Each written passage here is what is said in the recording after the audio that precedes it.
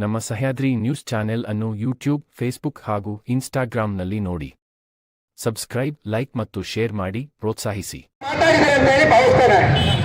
ನಿನ್ನೆ ದಿನ ವಿಧಾನಸೌಧ ಅಂತ ಹೇಳಿದ್ರೆ ಕಾಯಕವೇ ಕೈಲಾಸ, ಅಂದ್ರೆ ಸರ್ಕಾರಿ ಕೆಲಸ ಅಂದ್ರೆ ದೇವರ ಕೆಲಸ ಅಂತ ಭಾವಿಸಿ ಇಡೀ ರಾಜ್ಯವನ್ನ ಮುನ್ನಡೆಸ್ತಕ್ಕಂಥ ಒಂದು ದೇಗುಲದಲ್ಲಿ ಕಾಂಗ್ರೆಸ್ನ ರಾಜ್ಯಸಭಾ ಸದಸ್ಯರಾಗಿ ಆಯ್ಕೆಯಾಗಿರ್ತಕ್ಕಂಥ ನಾಸೀರ್ ಅವರ ಬೆಂಬಲಿಗ ಪಾಕಿಸ್ತಾನ್ ಜಿಂದಾಬಾದ್ ಅಂತ ಹೇಳಿ ಘೋಷಣೆಯನ್ನು ಕೊಡ್ತಾರೆ.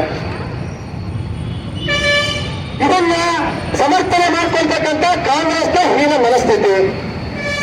ಕೆಲವು ದಿನಗಳ ಹಿಂದೆ ಕಾಂಗ್ರೆಸ್ನ ಸಂಸದರು ದೇಶವನ್ನ, ರಾಜ್ಯವನ್ನ, ದೇಶವನ್ನ ಹೊಡಿತಕ್ಕಂಥ ಮಾತಾಡ್ತಿದ್ದಾರೆ. ಅಂದ್ರೆ ಇವರು ಅಧಿಕಾರದಲ್ಲಿ ಬಂದ್ರೆ ದೇಶದಲ್ಲಿ ತುಷ್ಟೀಕರಣ ಮಾಡೋದು, ಜಾತಿಯ ವಿಷ ಬೀಜವನ್ನ ಬಿತ್ತೋದು, ಪಾಕಿಸ್ತಾನದ ಪರವಾಗಿರ್ತಕ್ಕಂಥ ಘೋಷಣೆಯನ್ನು ಕೂಗಕ್ಕೆ ನಾವು ಇರೋದು ಅಂತಕ್ಕಂಥ ಅವರ ಮನಸ್ಥಿತಿಗೆ ಭಾರತೀಯ ಜನತಾ ಪಕ್ಷ, ಬಿಜೆಪಿಯ ಮೋರ್ಚಾ ಧಿಕ್ಕಾರವನ್ನ ಬಯಸ್ತದೆ.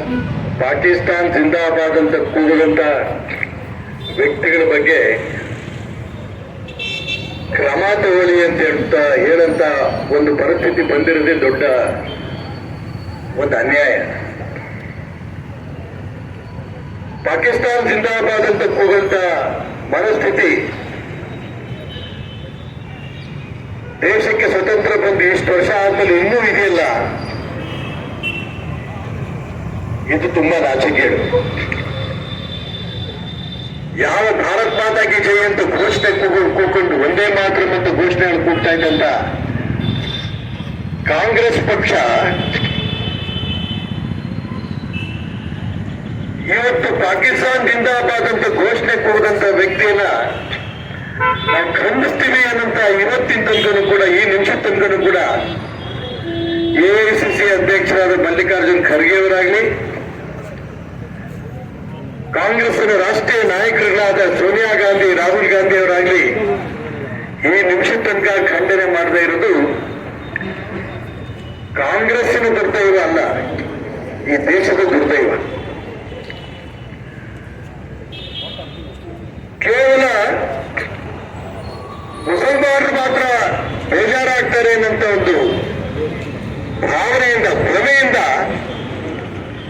ಈ ಪಾಕಿಸ್ತಾನ್ ಜಿಂದಾಬಾದ್ ಅಂತ ಘೋಷಣೆ ಕೂಗಂತ ವ್ಯಕ್ತಿಗಳ ಬಗ್ಗೆ ಖಂಡನೆ ಮಾಡ್ತಿಲ್ಲ, ಕ್ರಮ ತಗೊಳ್ಬೇಕು ಅನ್ನೋಂಥ ಒತ್ತಾಯವನ್ನು ಕೂಡ ಕಾಂಗ್ರೆಸ್ ಪಕ್ಷ ಮಾಡ್ತಿಲ್ಲ. ನಿನ್ನೆ ತನಕನೂ ಕೂಡ ಕಾಂಗ್ರೆಸ್ನವರು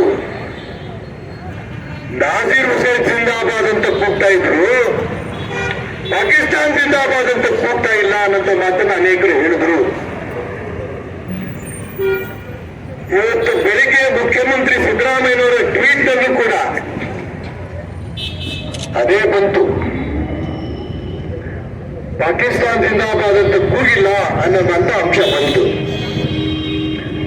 ಬೆಳಿಗ್ಗೆ ನಂತರ ಈ ರಾಜ್ಯದ ಗೃಹ ಮಂತ್ರಿ ಮಾನ್ಯ ಪರಮೇಶ್ವರ್ ಅವರು ಒಂದು ಸತ್ಯವಾದ ಹೇಳಿಕೆಯನ್ನು ಕೊಟ್ಟಿದ್ದಾರೆ.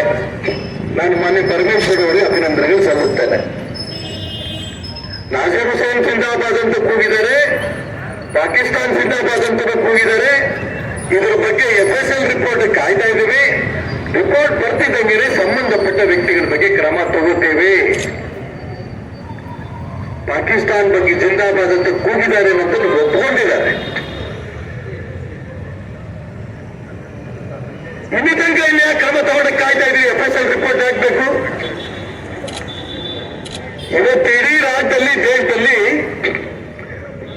ಪ್ರಜಾಪ್ರಭುತ್ವ ದೇವಾಲಯ ವಿಧಾನಸೌಧ. ಆ ವಿಧಾನಸೌಧದಲ್ಲಿ ಪಾಕಿಸ್ತಾನ್ ಜಿಂದಾಬಾದ್ ಅಂತ ಕೂಗ ವ್ಯಕ್ತಿ ಹೇಗೆ ಹೊರಗಡೆ? ಯಾರು ಅವನಿಗೆ ಪಾಸ್ ಕೊಟ್ಟಿದ್ದು? ನಾನು ಯಾಕೆ ಈ ಪ್ರಶ್ನೆ ಕೇಳ್ತಾ ಇದ್ದೀನಿ ಅಂತಂದ್ರೆ, ಇವತ್ತು ಮಾನ್ಯ ಸಭಾಧ್ಯಕ್ಷರಾದ ಖಾದರ್ ಅವರು ಹೇಳಿದ್ದಾರೆ, ವಿಧಾನ ಮಂಡಲದ ಅಧಿವೇಶನ ನಡೆಯುತ್ತೆ, ಅಧಿವೇಶನ ಜಾಗ ಮಾತ್ರ ನನ್ನ ಜವಾಬ್ದಾರಿ. ಸತ್ಯ, ಇಲ್ಲಾರು ಕೂಗಿಲ್ಲ. ಹಾಗಾಗಿ ನಾನು ನನ್ನ ಅಧಿಕಾರಕ್ಕೆ ಬರ್ತಾ ಇರೋದ್ರ ಬಗ್ಗೆ ನಾನು ಕ್ರಮ ತಗೊಳಕ್ಕಾಗಲ್ಲ. ವಿಧಾನಸೌಧ, ವಿಧಾನಸೌಧ ಬೇರೆ ಜಾಗದಲ್ಲಿ ಇದಕ್ಕೆ ಪಾಕಿಸ್ತಾನ್ ಜಿಂದಾಬಾದ್ ಅಂತ ಕೂಗಿರೋದು ತಪ್ಪಾಗಿದ್ರೆ ಗೃಹ ಇಲಾಖೆ ಕ್ರಮ ತಗೊಳ್ಳಿ. ಮಾತಾಡ್ಬಿಡಿ. ಪರಮೇಶ್ವರ್ ಅವರು ನಾನು ಹೇಳಿದಲ್ಲ, ಸಬ್ಬರು ಒಳ್ಳೆ ಮಾತು ಹೇಳಿದ್ದಾರೆ. ಎಲ್ಲ ಮಾಧ್ಯಮವನ್ನು ನೀವು ನಂಬಬೇಕಲ್ಲ.